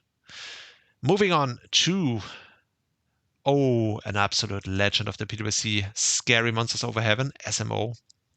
One of my personal favorite coaches. By the way, how much more? Oh, I still have to do so much more. That's sad. Guys, this is really tough, by the way. Talking for this long, I'm not Gil. I can't do it. I'm also not Camel. I don't have like anecdotes. I should talk about like Monte Carlo tree search right now, but I can't because I don't know what it does, and I don't know. Want to talk about Georgia? We can talk about why he's called Georgia Grookies SMO, even though he's not even from Georgia, the old faker. He's from the UK. He's like a real Brit. Like he's actually British, even though he lives in like a completely different time zone because he like I feel like he works at nights and he's awake all night. But yeah, he's not from Georgia, and he has like this really cute logo that he probably did when he was 8. Where the crew key dabs on them. Like is dabbing still a thing? I don't think so. Yeah, like I said, this is his 8th season, and he's got so much. He's one of the most successful coaches in the PWC, even though he never played in Division 1. People always think he's like a former Division 1 coach, but he's actually not. We have to check out the history yet again. Are you guys bored of this yet? Because I'm not. Where is our goat? Oh, he's ranked 5.5. That's crazy. People don't know how to rank. Our admin team is actual trash, by the way.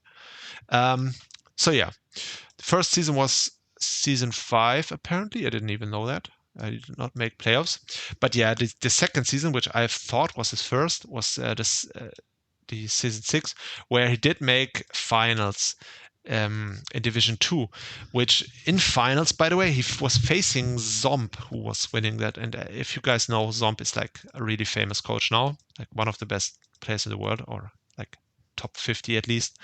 Yeah, he was playing there, lost to Zomp, who absolutely dominated that season. Like, I think he took one loss to Ronan Sting, who was also in Division 2 that season, but that's it. Like every other game he won Zomp. So yeah, that Division 2 is actually kind of a legendary Division 2 because it had like a bunch of people making their debut and they all got stuffed into Division 2 and they turned out to be absolute legends, like SMO being one of them, even though it wasn't his debut apparently. I didn't know that. But Ronan Singh made his debut in that division. Shadow Glade made his debut in that division. Then we had Zomp in there. Don't you remember? We had crazy players in that Division 2. It's probably just the strongest Division 2 in the early parts of the PWC. Oh yeah, then he also is like the guy, like I said earlier, he's the guy who's either doing amazing or terribly. Then he was doing like not so well and was doing amazing, terribly, amazing, terribly, amazing. And then I guess like decently this one time here.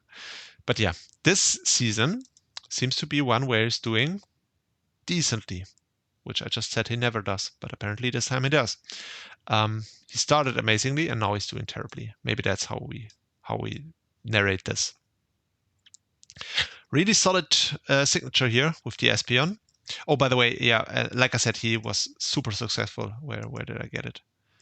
Yeah, so yeah, he has final championship. He also won an off season. I know that, and another semi-final. So yeah, a lot of good results in the PWC, and long-standing member that we appreciate.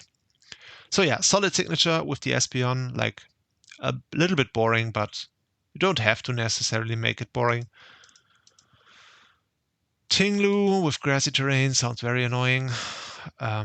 This is also obvious. This is like a team where you can see what he's like thinking with the grassy terrain, right? Like this benefits massively from it. This also massively with the double lefties.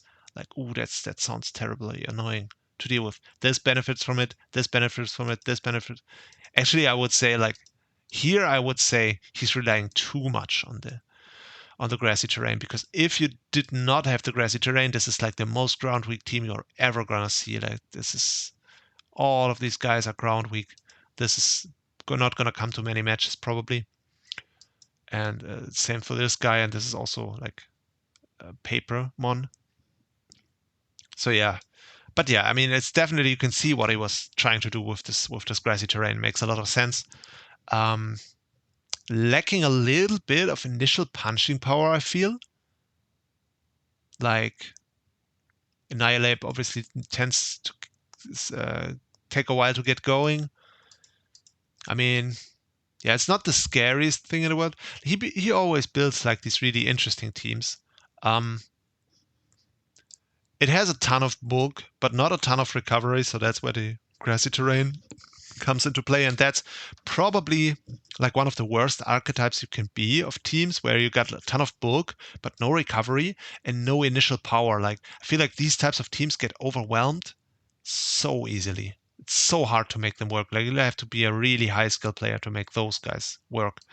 And yeah, that's like one downside I see here.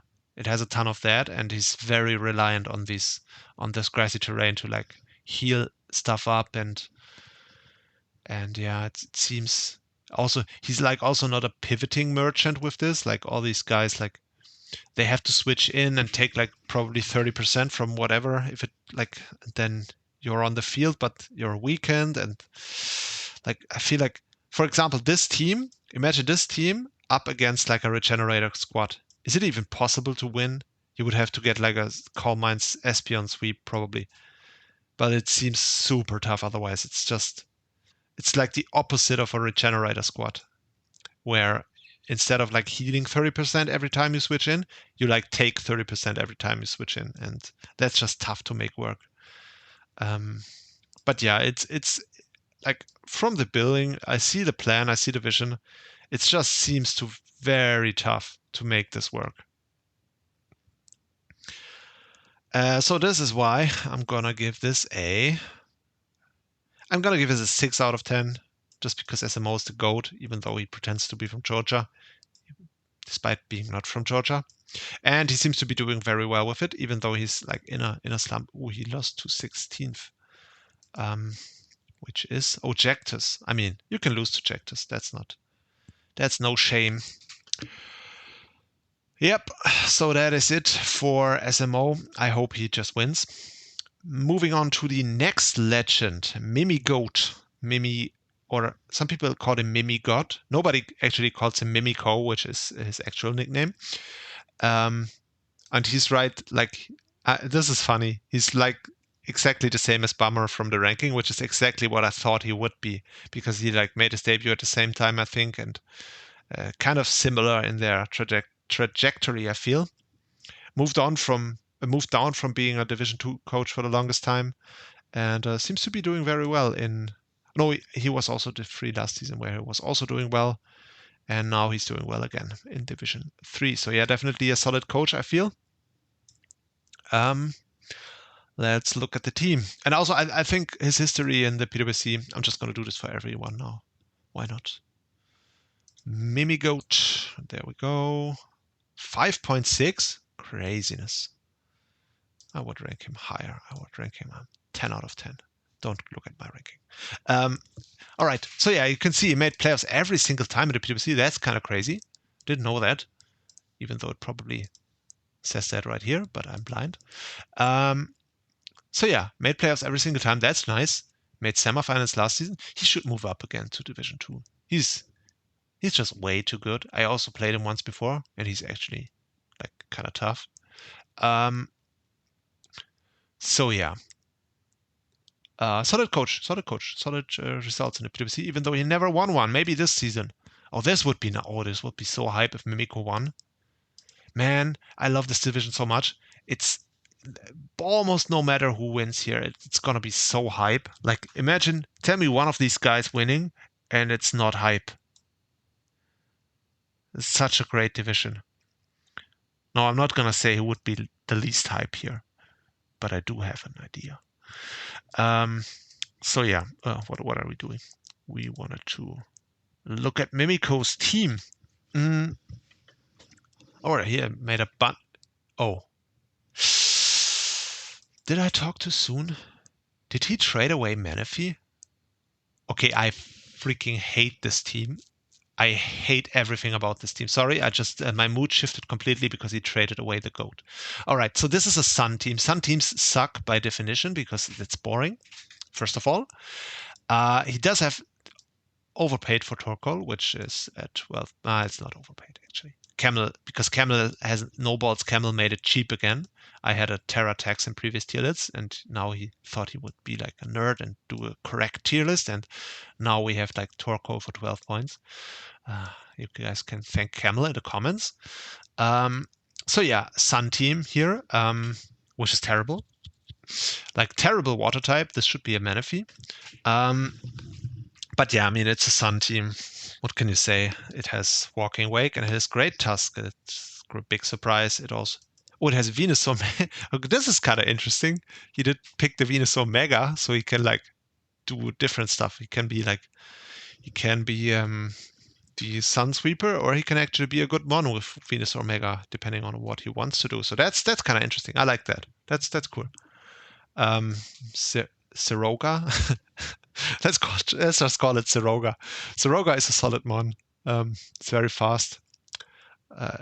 Got great coverage, hits stuff. So not much to say about that. I don't know how it fits on a Sun team because it's just an additional ground weakness, even though it's not part of the Sun core. I don't know how that works, but he does have the Tangrowth, which at least like can switch into ground moves. But then again, you die to every fire move in the Sun. Yeah, that's kind of rough. I mean, but you can't really judge Sun teams based on their like typing synergy, right? They just live on overwhelming things. So also, it's kind of tough for some. I don't know. I'm not a fan of Sun teams. They are so boring. But yeah, I mean, it has like all the usual stuff. It has Walking Wake, and Delphox obviously benefits from the Sun as well. Can like get rid of some weaknesses with the Terra, which is nice. And I don't know, I give this a Sun team out of 10. It's really boring to me. He seems to be doing well with it, which is great. Defeated all the lower ranking coaches and lost to seed 1, which is Barney, who's the GOAT. Obviously, he's gonna lose to him. So yeah, I don't know. I'm running out of things to say. My yap is currently lacking. Yeah, this is a Sun team out of 10. I'm gonna rank this on I'm gonna rank this on a separate scale because you can't really rate it like you rate every other team. So I would say this is the best Sun team in the division so far. So yeah, there you go. You're welcome. He played 3 off seasons, which is nice. He's definitely gonna make finals one day. Hopefully this season. That would be cool. Even though he traded away Menifee, which means I kind of hate him now, but he even had full picks before, which is funny. All right, moving on to another legend in Sherry, aka Marin. as they are called now. By the way, did you notice how smoothly I just called him a they? Oh, I called him a him. Oh, I'm so dumb. Guys, how retarded am I on a scale of retarded? That's not even funny. I was so proud of myself for calling them a them, and then I just messed it up. Anyways, that's a they, I believe. I made the mistake once before, and I'm not gonna do it again. All right, 3 seasons in the PWC. PWC rank 121. I think one of those seasons is kind of unfortunate because they were a replacement in Division 1 and they just lost every single game. So that's kind of tough. That's one of the not playoff thingies. I got to look at the history because Sherry has been around for like a million years, even though they didn't always play. All right, where is the goat? Sherry. There we go. All right. Yeah, so debut in Season 5, which is crazy. Division 3 back then, which was the bottom division at the time. Yeah, exactly. And then another stint in Division 3 in Season 10, where they made playoffs. Interesting. And yeah, Season 11 was where they replaced in Division 1, and like that didn't go so well. But yeah, that's obviously that was tough because it was pretty late in the season and we didn't really have a good replacement lined up. And I was like, well, doesn't really matter. He can have a shot at Division 1. Yeah, it's just tough to adjust sometimes. So that didn't go so well. But yeah, that's why Sherry only has one playoff appearance in 3 seasons. But yeah, this season looks like they might be on track to make it with this crafty signature, which is great to see. Because Scrafty is like a big mystery. People have always been speculating about the potential of Scrafty as a signature. It's kind of been, I think it was banned as a signature in previous seasons, and this is like the first time it's eligible as a signature. So people have been picking it up with varying degrees of success, I believe. And yeah, but Sherry seems to be doing quite well with it. 8 kills in 5 games, which is just great to see. An Iron Valiant Gliscor Aegislash. Gliscor Aegislash, really solid duo, I believe. Coupled with the, oh, this looks annoying to face. It should have like Blissey as well to like make it extra toxic. Like if this had a Blissey, it would be actually insane. As a like defensive. How much is Blissey actually? Because I might. Oh no, yeah, Bliss is taken by the way. Oh, it's 7 points. Yeah, I mean because obviously Craxilo needs both P2 and Blissey, which we have already established. That's a necessity. That's why Blissey is not free. But if he had like Blissey, that would be like even more toxic to deal with. Gliscor, Aegislash, Slowbro, Mega, and Blissey would be insane to like take down. And obviously he has the Valiant, which like does Valiant things. Not spectacular results with it, but it's still Valiant. It's gonna always get its kills somehow. It's got the Arcanine, which is just a nightmare to switch into, obviously. So that's good for him.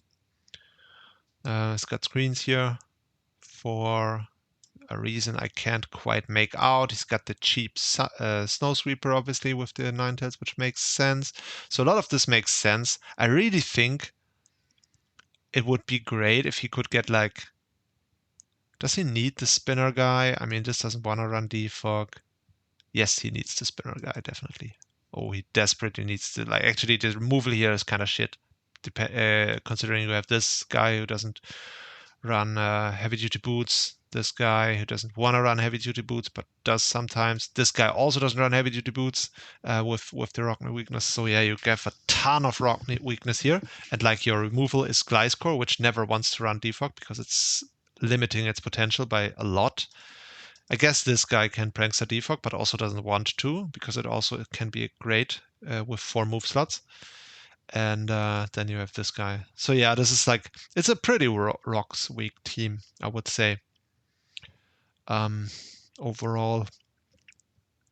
But yeah, it looks solid otherwise. I like most of this team. I'm not a fan of Scrafty as a signature. I believe I never used it, but I think it's the like anti-Clefable, whereas Clefable is just good enough at everything to be really good. This is just not good enough at everything to be. It doesn't.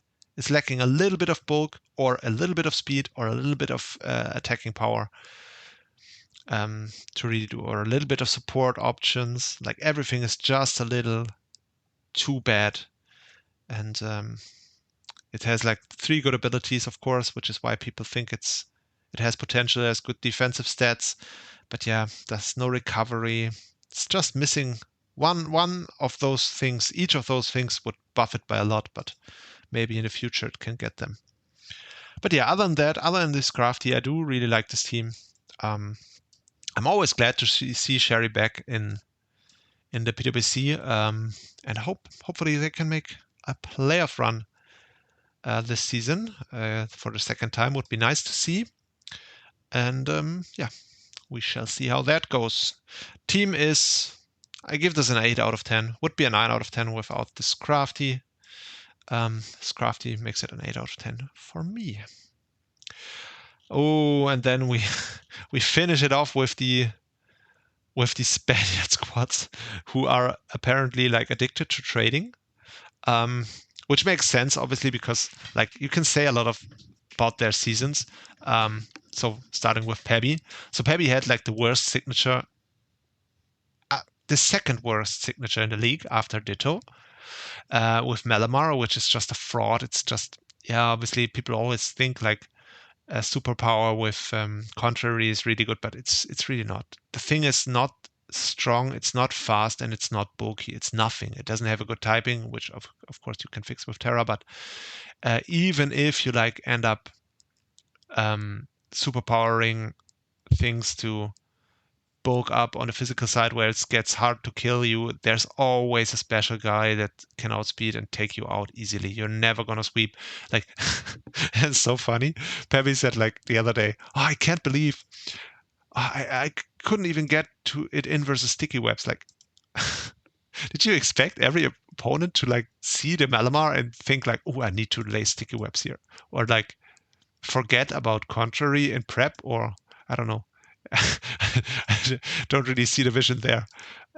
That's not usually how humans operate. Maybe against bots this might work, but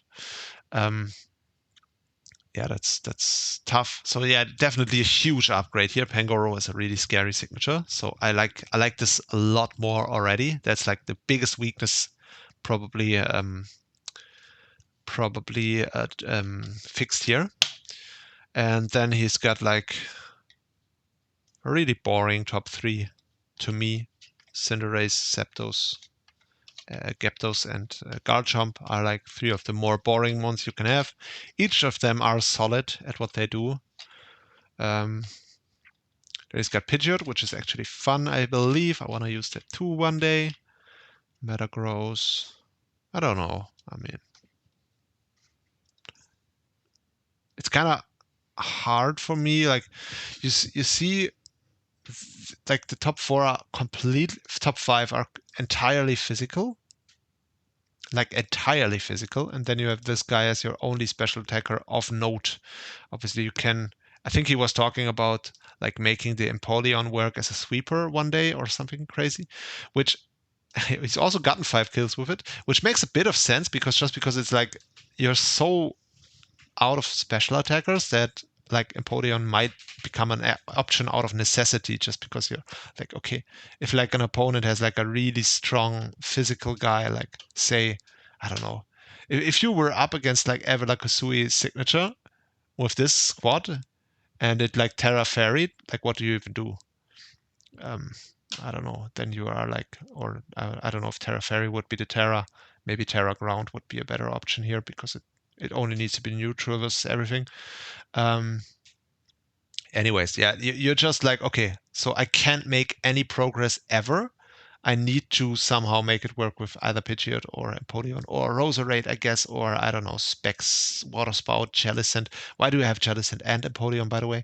And yeah, that's kind of rough, but I mean, it looks, I don't know, it looks insanely 6 out of 10 to me, this team. I don't really see the game plan that he had in mind. Maybe he had an idea and I'm just too dumb to see it. That's very possible. But yeah, I don't know. This feels insanely 6 out of 10 to me. Unfortunately, season is not going great so far, but looking at the schedule, he has had like it's an balanced schedule, I would say, but a little bit on the harder side. Like you had to face both the top guys, but now looking at it, he's got like 14 and 15 ahead, which no shade at them, just pure numbers. On paper, it should be easier, and he like, I don't know, let's just say he buffed his team. Oh yeah, definitely Roserade is a good addition here. Oh yeah, definitely. He got rid of some frauds here. So yeah, definitely upgraded the team. So better team and on paper easier opponents to close out the season. He might make playoffs because if he wins the last two, he definitely probably makes playoffs because yeah, 4-4 is usually what you need to make playoffs, and the differential for being 4-2 is not bad. So he's probably going to be positive if he wins the last two, and then he makes playoffs. So I can definitely see Pebby actually making playoffs here. So it's not looking great, but he's not down and out. Definitely not. And notably, he also only has a single mon that learns Stone Edge on this entire team. So I guess Pangoro maybe also. I'm not sure, but so yeah, and it's not like Garchomp runs Stone Edge all the time. So yeah, that's definitely a boost for him as well because he's like notoriously unable to land Stone Edge, and also he's not taking it that well if he actually misses a Stone Edge. So that's definitely good for him to see. Yeah, I don't know. Team seems fine. It's not an amazing team. I do think like he's got a lot of fast pivoting here, and also some slow pivot dude. So if he like can, whenever you get Pangoro on the field, like you're not switching into that thing. It's almost impossible. Like fighting dark is like really good coverage, but except of course versus fairy types. But with Terra, it's just impossible to switch in now. It also gets gunk shot as well, so it was tough for fairies to even switch in to begin with. And yeah, now with Terra, you're just not switching into that thing. If you like have like this really strong physical wall, it can sword stance on you. So that's just gonna be tough to switch in if you can like position it well. So yeah, excited to see what Peppy can do. He also you get in the back.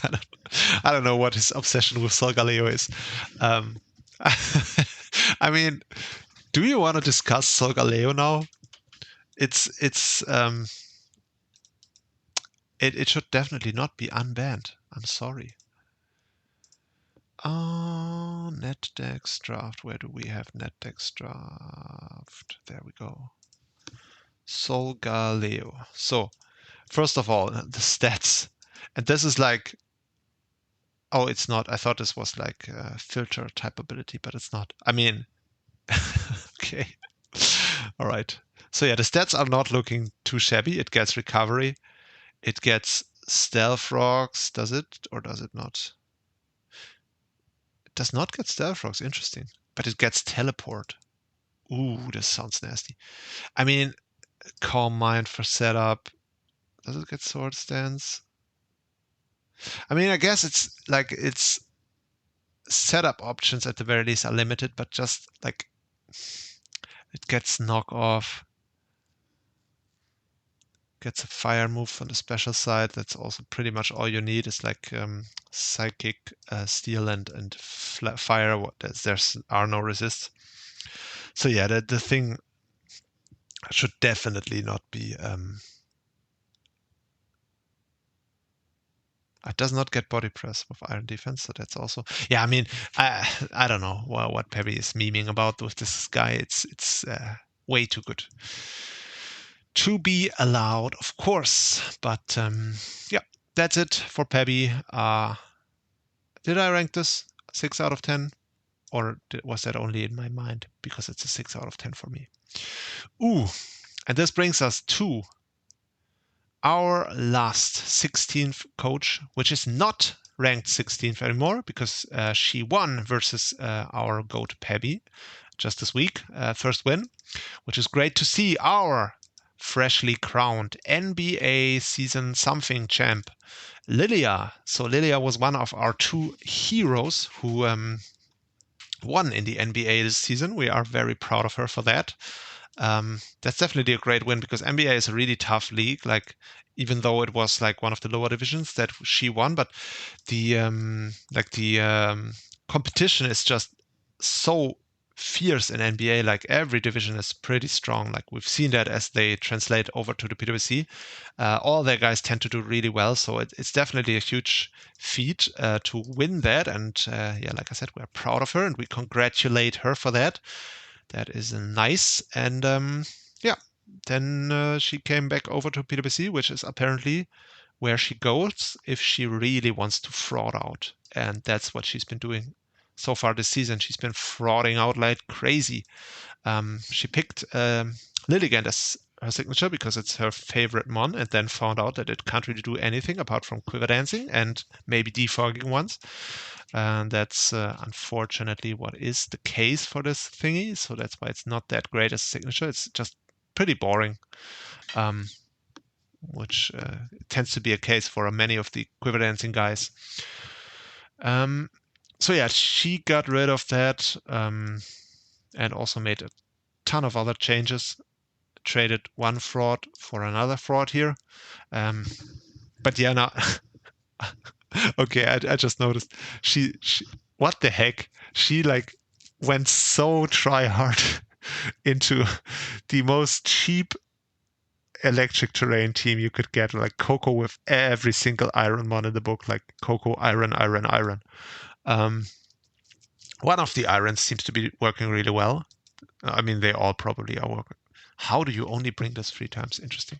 So yeah, I mean, it's an electric team, iron team, which is almost as boring as like a sun or a rain team.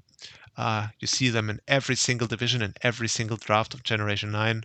One person thinks, let me get Coco, and wow, I can get all the Iron Mons, which is, yeah, it's a little boring, but definitely works. So that's not a bad thing, I guess. The Sigilai signature, which she now has, is definitely more versatile than the Lilligant. Historically, it has won a couple of times in the PWC, but I still believe it's not a great signature. It's one of those guys that can do everything, but everything pretty poorly. So whatever you try to do with it, it's gonna underwhelm, in my opinion. But let's see how she feels with it. And much like Pebby, she also has like a less rocky road ahead in the schedule. So maybe she can, like with these guys, get 2 wins. And I think like with 3 and 5, it's not impossible to make playoffs. I think it will still be tough because like the division is so evenly matched that you are probably gonna have a lot of people like end up either 4-4 or 3-5. I don't know. So that's why it might be tough to make playoffs with 3 and 5, but it's definitely not impossible. If we see her get like 2 big wins and she has like decent differential with 3 and 5, then it's not impossible. So yeah, looking at the team, I don't even like, what am I going to say about this team? Do we not know what a Tapu Koko Iron guy team is? I mean, it is what it is. It's got some defensive guys with it here, which rounds it out quite well. And then you're going to figure out how to break the opponent with all these guys here. It's insanely, I don't know, generic, and I don't know what to say about it. Like, am I gonna say something new about this? No. So it's a 8 out of 10. Could be a 9 out of 10, but it's too boring, so I'm gonna give it an 8 out of 10. And yeah, just hope She can also find some success in the PWC. She definitely deserved it for everything she's done for the server since the roughly a year that she's been around. And yeah, it would be nice to see her get at least a playoff spot this season again. After maybe she can also do it in a different division as a replacement, would be nice, and maybe get a PWC championship as well. Because actually, fun fact, like NBA champ Lilia is still undefeated. Ever since she won the NBA championship, she has not lost a single game, which is kind of crazy. So yeah, that's hopefully she can keep that up. But yeah, it's I don't know. That's pretty much it. I'm out of yap. I don't know how to yap anymore. My batteries are empty. So we're going to leave it at Skystrike Division for today. But hopefully, if I do this alone, I can do Twinkle Division soon.